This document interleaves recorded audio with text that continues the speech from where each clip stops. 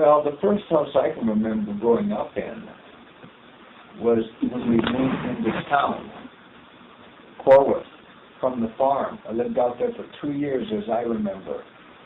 A farmhouse that was like 2 miles south of Grandpa and Grandma DeGroote's, my Grandpa and Grandma DeGroote's farm place and home. But we moved into town. We lived in the upstairs of the house, right across from the park in Corwith.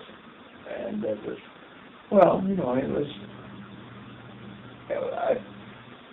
like any kid, it was, you know, I was excited about, I mean, I was excited a lot of the time, not jump up and down excited, but I enjoyed my childhood.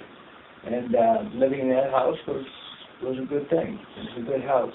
You wouldn't have anything seen that house. In fact, that house was torn down and a Baptist church was built on that lot before you kids, shortly before or shortly after you were born, that church was raised up on that lot. Maybe it was a few years before that. I don't remember. But it was right across from the park.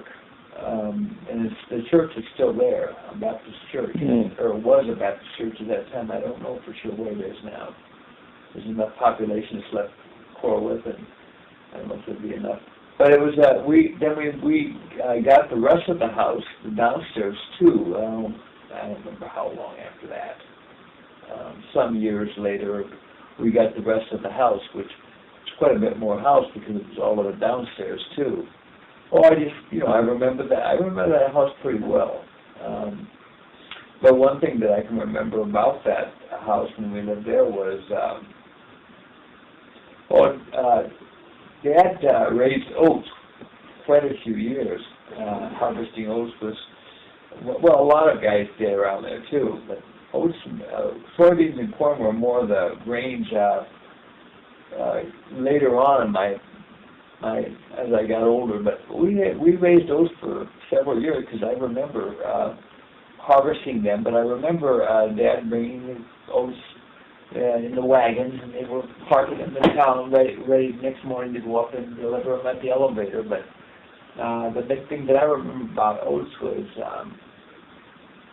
they always had lots of grasshoppers.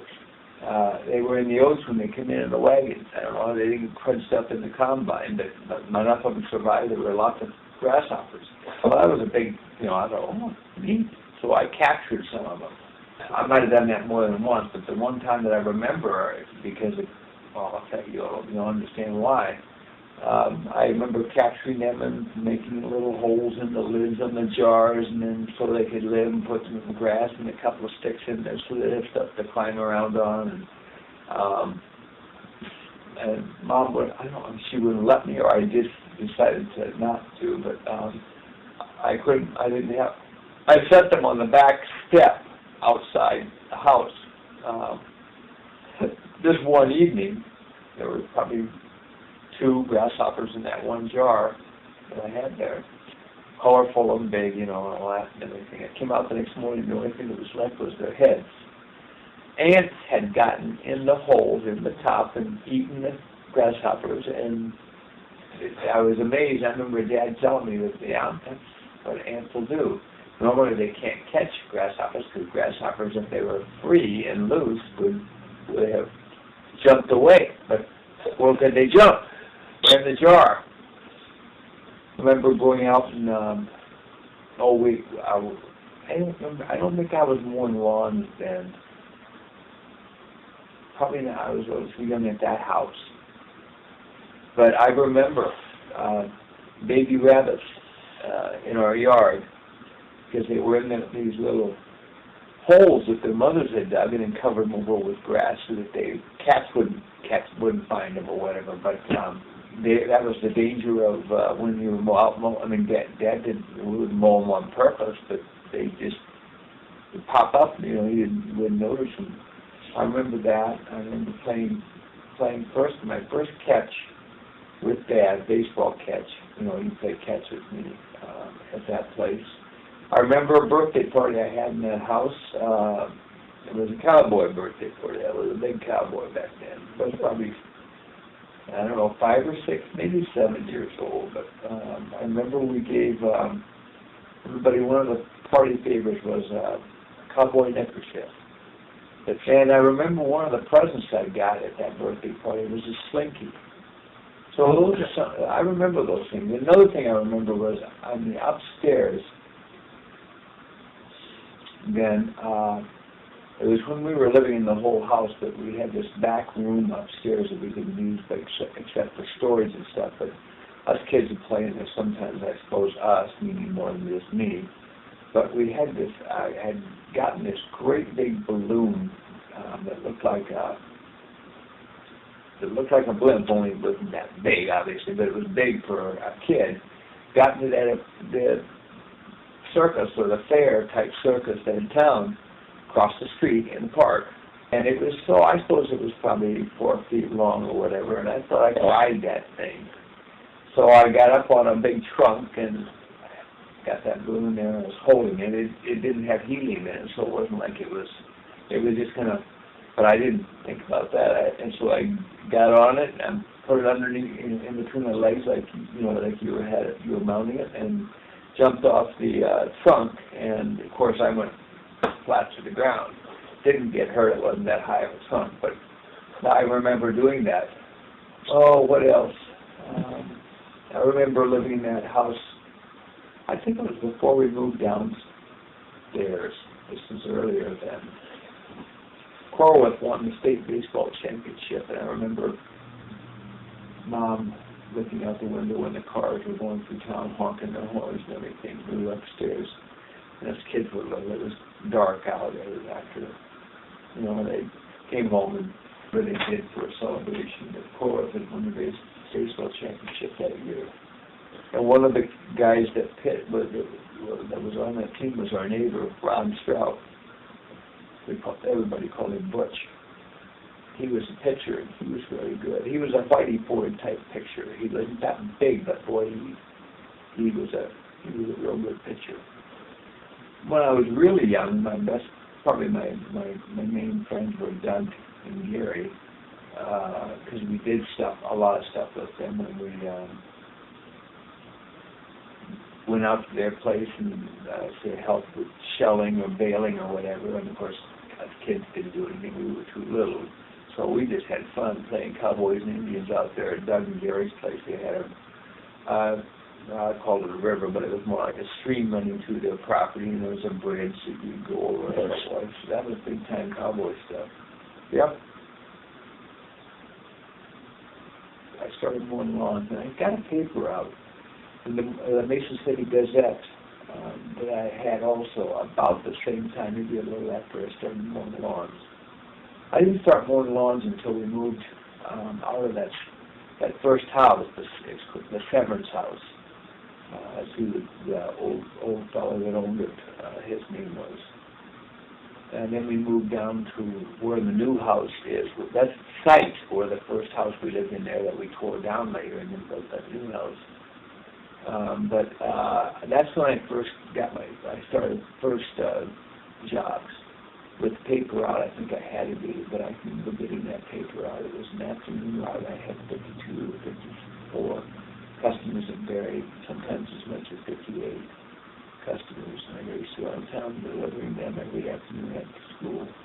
That's when they came in the afternoon. They were an afternoon paper. But I started mowing lawns about that same time then, too. So, and then I suppose I was probably, I don't remember what I started going out and working on the farm more gradually each year, doing more stuff. Probably the first exposure I had to farm work was walking beans.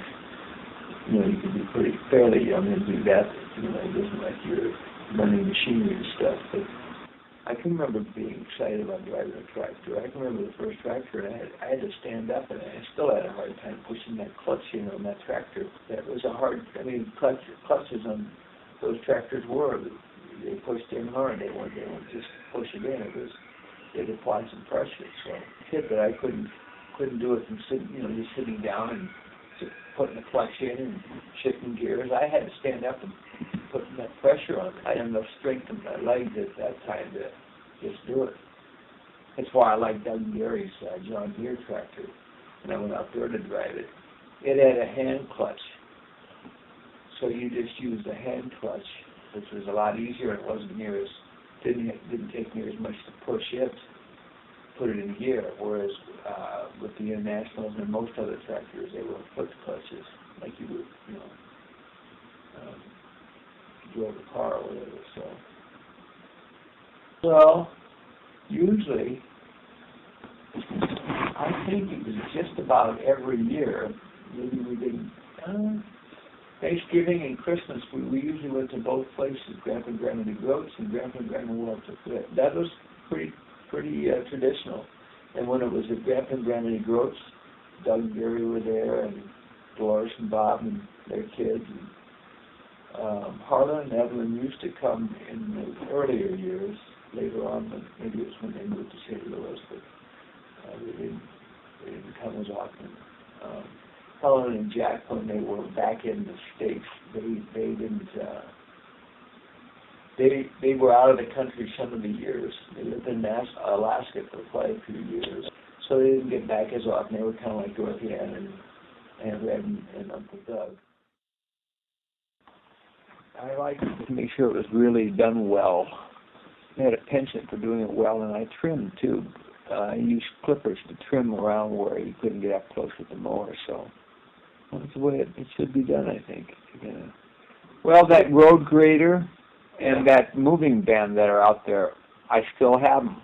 Alan, I still have. I remember when Grandma Welter made that for me for a Christmas present. I was probably, I don't remember exactly when I got it. I remember when I was very young though. I bet I wasn't more than 2 or probably maybe 3 years old when she gave that to me. And then in later years, after I initially got it, she made it and it had a clown out there on. But then she made other clothes for him later in other years. I had 2 or 3 outfits for him. It's kind of neat. Well, on a more older basis, I noticed this. It occurred to me. Well, it really didn't occur to me until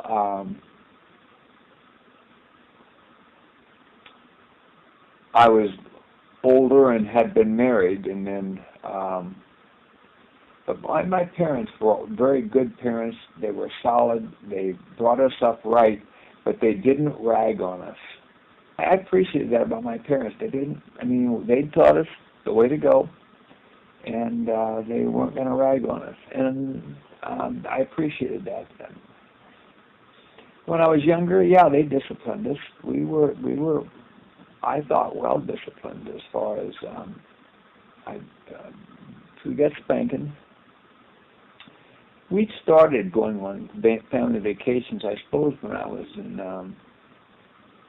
5th or 6th grade. We'd usually, well, Dad always combined the earlier trips in with, I mean, it didn't make any difference to me. We were going somewhere, and it was fun. But he combined it in with looking at farms. We went to Wisconsin, and we went to Illinois, and we went to a couple of different places. I mean, he researched some farms, and he was going to look at them, and I can remember some of those trips. And then, of course, we did other fun things, too. It wasn't all just looking at the farm, but me and Mom had dreams about what they wanted to do, but we still stayed in Corwith all those years. But I suppose if you want to say favorite, would have been the trip to California. That's when I was 15. I didn't have my license yet, of course. That's why I remember it though. But we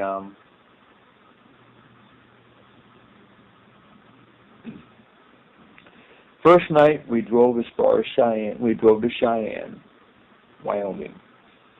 The second night we drove as far as Salt Lake City. The third night to Las Vegas, and then from Las Vegas the fourth day, we got in before night. It wasn't as long a trip as the fourth day wasn't as long a trip, but we got to L.A. to Aunt Dorothy Ann's. But we got a new car before we went that year, and to make that trip, it was Plymouth Fury station wagon. And but I can remember Salt Lake City. I can remember going to the Great Salt Lake, and it was well, you couldn't sink in the water. I can remember going to the Mormon Chapel, Mormon Tabernacle Chapel. I think that's what it was. I don't know. And the big organ and everything. And I can remember that when we were in Salt Lake City. I'm sure there were other historic things that I would take more note of now than I did at that time. I can remember in Cheyenne, I don't remember much. It must have been late enough at night when we got there that first night that we didn't go out and do anything, and then we left the next morning. But the other, I can remember Las Vegas. We saw some friends that had moved from Corwith, and I had a pretty good time there too, because I went off with my friend who was my classmate, Dick Garman. My folks and the girls, I don't know what they did. They were visiting with Art and Gail, the mom and dad, Garman. And anyway, I can remember running around Las Vegas with my friend Dick, and he had a motorcycle, a small motorcycle. So we were racing around that big time. Then when we got to L.A., we stayed at Aunt Dorothy and Uncle Doug's, and they didn't have any bigger house than. Well, I mean, it was maybe a little bigger than this house, not much. But 2 families. They had 4 kids. We had 5. But anyway, never thought about it. But we went to Disney World, which was a big deal, and it was still relatively new then. That was before there was anything in Florida or anywhere else. We went to some other farmer's market or something, or Knott's Berry Farm. That's where it was. That was a big deal. Well, I didn't have the exposure to basketball, or certainly not football. Baseball was the big thing, and I didn't have any great. I mean, I was big on my favorite team, which is the Yankees, and then later the Atlanta Braves. But so I can't say that I didn't have dreams of being a big baseball player. I might have if I'd grown up in your era with basketball, because that's my favorite sport now. But it wasn't that big of a thing when I was a kid until I got into high school, and then I started becoming more familiar with it. And certainly in college, I really got turned on to it. So I didn't have that many dreams, if you will. My favorite TV shows were cowboy shows when I was that younger. Annie Oakley. Her trusty sidekick, and I don't know whether he was a deputy and she in the town, and she was just I don't know what she did, but Cliff Longley was his name. And then there was the Cisco Kid and Poncho. There was the range rider, and then I don't remember his trusty sidekick's name. He was a younger kid. Roy Rogers and Dale Evans and Gene Autry and his sidekick Frog. But anyway, those were probably my favorite, things to watch back then. Yep, Becky Clark, 4th grade. I snuck up I didn't sneak. I ran up in line. Back in those days, you lined up to go in to do this or whatever to go to a class or a seminar or go to lunch, whatever you lined up. And I ran up and I was further back in the line. I ran up and kissed her on the cheek and ran back to my place. And she always, she would deliver May baskets on May Day, and the idea was that back in that day was you try to catch somebody bringing the May basket to your house, and you run out and you catch them and you kiss them. Yeah, and we delivered May baskets back and forth to different people. And well, I can remember, and I'm not saying this with any necessary. Other than this is what happened. I remember the first beer I had. I was out baling hay for Vic Fisher, and me and some 2 other guys, and we worked hard, and it was a hot day, and Vic brought us out all a beer. We didn't have a lot, but we had a cold beer. I remember that, a Grain Belt beer. I remember I used to like, but yet I didn't like, shelling corn. people today don't have any clue what do you mean by shelling corn? Well, they didn't have corn combines back then. There was no such machine, so you picked the corn on the ear. The corn picker was a whole different type of contraption that you attached to the tractor. It was like putting a cloak on the tractor. I mean, that's the best way to describe it. And you went through the fields and 2 rows at a time and picked the ears off of the corn stalks into the trailer. You took the trailer up to the corn cribs and unloaded them, and opened the back end gate and dug the corn out to get into the elevator to run up into the corn crib. That was a lot of work, but you didn't think about it as being hard work or a lot of work. It was, and you certainly got tired, but I didn't give it any thought. That was just the way it was, and everybody did that. I liked that job because I was constantly looking for ways to make it to do it more slick and more efficient, and to keep ahead of Dad in his picking. I couldn't because it took a long time to take the corn not necessarily to take the corn into the crib from the field, but that took a little time depending upon where you were picking at. But it took quite a bit of time to unload the corn in the elevator and get it up into the crib. So my challenge to me was try and get it done as quick as possible so Dad doesn't have to sit there and wait too long with that load of corn that he just picked. And sometimes I'd be ahead of him, other times not, depending on a lot of it depended on how clean it was picked. Okay. When I say clean, if you can pick the corn and the husk is also shucked off at the same time, that's clean, and it certainly it rolls out of the trailer easier, rolls out of the crib when you shell it easier. It's a lot easier work when shelling time comes. A corn sheller, he had a machine, it was a corn shelling machine, and he came out and he had a long trough, elevator type trough that he ran along the length of the corn crib.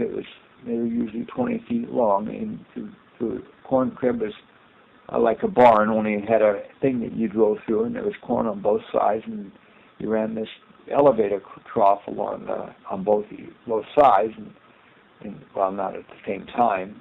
You did one side, then they did the other, but you opened the gates that you had manufactured in there, and you pulled the corn out into that elevator, and that it carried it along until it went up outside of the corn crib, and then up the elevator into the corn shelling machine, and it would shell the corn off and blow the cobs out one way, and the corn went into the truck and or the wagons that you were going to haul them to town in. So, but if there was a lot of husk on the corn, it was wet when it was picked. The moisture was pretty heavy, and I don't know how to describe that to you. That's something that they're still interested in today, and that's why you'd like to pick it. You'd like to combine it when it's dry, the corn is drier in the field. Yeah, it makes sense. But anyway, if you didn't want to sit around and wait forever, it might snow on you. So you go ahead and keep picking, and hopefully it's a good fall. It's a good drying fall, and anyway. But if there was a lot of husk on the corn, it was a bigger job when it came time to shelling it. It was good times. It really was. I didn't mind it a bit. I enjoyed farm work for the most part. I didn't care for certain parts of it. But I liked it enough that I never wished I didn't have to do it. I didn't care to shell corn. I mean, that was one of the jobs I didn't like as much as some of the other ones, if I had to rate them. But I liked it well enough. It was fun. It was usually you had 4, 5, 6 guys out there helping you, whoever Dad could get. Sometimes it'd be, well, when I was younger, we'd go and help Daryl do his, and then him and the boys that helped come and do ours. And when I got older, it was me and maybe 2 or 3 other kids in town that the farmer had. I mean, I didn't do that just for Dad. That was a job that I went out and, you know.